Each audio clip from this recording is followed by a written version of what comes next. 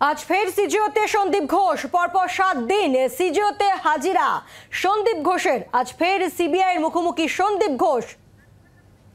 নান্টু হাজরা আমাদের প্রতিনিধি রয়েছেন আমাদের সঙ্গে টেলিফোন লাইনে। নান্টু, পরপর 3 দিন সিজিওতে হাজিরা আরজি করে প্রাক্তন অধ্যক্ষের, কিছু বললেন তিনি?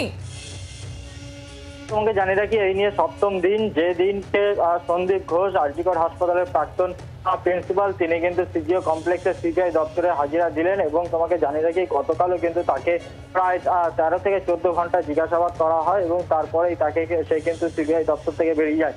এবং গতকালই আমরা বলছিলাম যে আজ ফের তাকে তলব করা হয়েছে এবং আজ ফের সিজিও কমপ্লেক্সে বা সিবিআই দপ্তরে এসে হাজিরা দেবেন। এবং সেই মতো দেখা গেল যে কিছুক্ষণ আগে সিবিআই দপ্তরে এসে পৌঁছলো সন্দীপ ঘোষ এবং আজকেও তাকে কিন্তু আরজিকর হাসপাতালের সেমিনার হলে যে তরুণী চিকিৎসকের খুনের ঘটনায়, সেই ঘটনায় তাকে জিজ্ঞাসাবাদ করা হবে।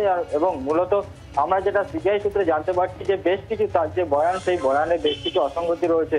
আর কারণ এই লাগাতার 6 দিনের যে জিজ্ঞাসাবাদ, সেই জিজ্ঞাসাবাদে কিন্তু সন্তুষ্ট নয় সিবিআই আধিকারিকরা, এমনটাই সিবিআই সূত্রে খবর। এবং সেই কারণেই কিন্তু এই মুহূর্তে তাকে ফের তলব করা হয়েছিল এবং আজকে সপ্তম দিন, যে দিনে কিন্তু আজকেও জিজ্ঞাসাবাদ করা হবে সন্দীপ ঘোষকে।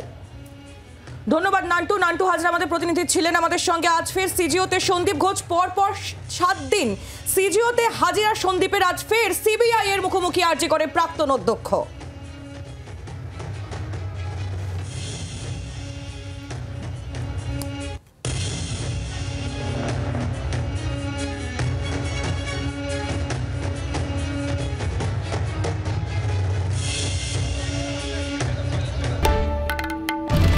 বাংলার আওয়াজ, বাঙালির আবেগ, জি 24 ঘন্টা।